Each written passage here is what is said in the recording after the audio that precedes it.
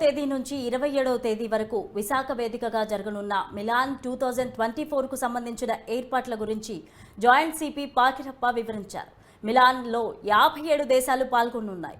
3536 మంది పోలీసులతో ప్రత్యేక బందోబస్తు ఏర్పాటు చేశామని పాకిరప్ప తెలిపారు.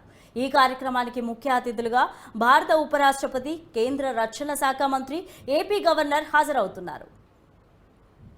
ఈ ముఖ్యంగా ఈ 22వ తేదీ ఇంటర్నేషనల్ సిటీ పెరడ్ ఉందో దానికి సంబంధించి ఆ రోజు బీచ్ రోడ్లకి ఎటువంటి వాహనం అనుమతించబడము.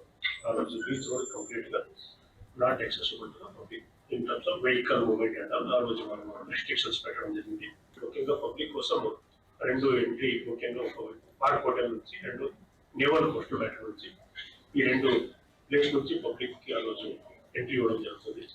ముఖ్యంగా ప్రస్తుతంగా బీచ్ రోడ్లో నివసిస్తున్న ప్రజలు ఏమన్నారు, సో వారి కోసం ఆ రోజు ఎటువంటి ఇబ్బంది కలగకుండా అత్యవసర పరిస్థితులు మాత్రమే బీచ్ రోడ్డు వినియోగించాలి. మిగతా పరిస్థితులు ప్రత్యామ్నాయ మార్గంని గుర్తించని ఆల్రెడీ చెప్పడం జరిగింది. పాస్లు కూడా ఇవ్వడం, బీచ్ రోడ్లు మరియు పిల్లపల్లి రోడ్డు నివసిస్తున్న కొంతమంది ప్రజలకి ఈ సదుపాయాన్ని కల్పించడం జరిగింది.